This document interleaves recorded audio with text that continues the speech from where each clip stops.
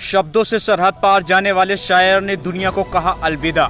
दुनिया भर की आवाम शायरी के शीर्ष पुरुष के निधन पर गमगीन है। मुशायरों की तालियां गवाह हैं राहत की बुलंदियों की। मानव होना भाग्य की बात है, कलाकार होना सौभाग्य की बात है। इन पंक्तियों को चरितार्थ करने वाले राहत साहब का सफर आसान नहीं था। राहत कुरैशी से राहत इंदौरी बनने का शायराना सफर कई समस्याओं को शिकस्त देता हुआ आगे बढ़ा।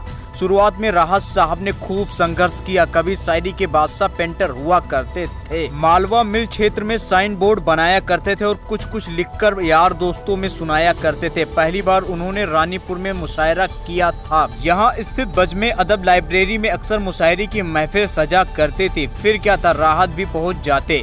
एक तरफ कोने में बैठे राहत कुरैशी शायरी सुनते वक्त भला कब तक अपने कोहिनूर को कैद करता।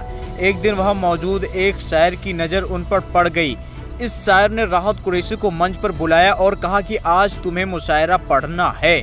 उन्होंने वो शेर सुनाए कि वहां बैठे लोग उनके कायल हो गए और फिर वहीं से शुरू हुआ सफर आज अमर हो गया। रानीपुरा मलवा मिल में बढ़ते बढ़ते पूरा शहर देश दुनिया उनके चाहने वालों में शामिल हो गए। शुरुआत में वे रानीपुरा में एक दुकान पर बैठा करते थे, तब से ही मकबूल हो गए थे। लोग उनके शायरी के दीवाने हो गए थे। कहते हैं कि राहत साहब को लोग इतना सलाम करते थे कि वे हाथ उठा उठा कर थक जाते थे। रानीपुरा में एक बाबू नाम के एक खोपरा पाक नमकीन की दुकान हुआ करती थी।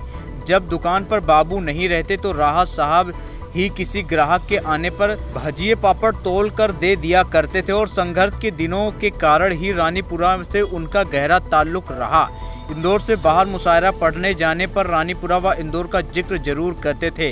रानीपुरा के लिए अक्सर मुशायरे में पढ़ा करते थे। राहत साहब की खासियत थी कि वो हर शख्स को याद रखते थे। राहत पहली बार पाकिस्तान गए। कराची में मुशायरा पढ़ने के लिए उनके संगी साथी ने कहा कि पाकिस्तान जा रहे हो, वहाँ से मेरे लिए अहमद फराज की किताब ले आना। कहने वाले कहकर भूल गए कि इतना बड़ा शायर कहाँ ये बात याद रखेगा और किताब लाएगा। लेकिन जब वे वहाँ से आए और वक्त सज्जन के दरवाजे पर स्कूटर खड़ा कर डिग्गी से किताब निकाली और उन्हें भेंट की तो सज्जन के आंखों में आंसू छलक आए। राहत इंदौरी से जुड़े ऐसे कई वाकयात आपके सामने आएंगे, क्योंकि आज उन्होंने हम सबको अलविदा कह दिया। बुलाती है मगर जाने का नहीं, शेर से युवा दिलों की धड़कन पर राज करने वाले शायर राहत भले छोड़ गए, लेकिन उनकी शायरी उन्हें हमेशा लोगों के दिलों में जिंदा रखेगी।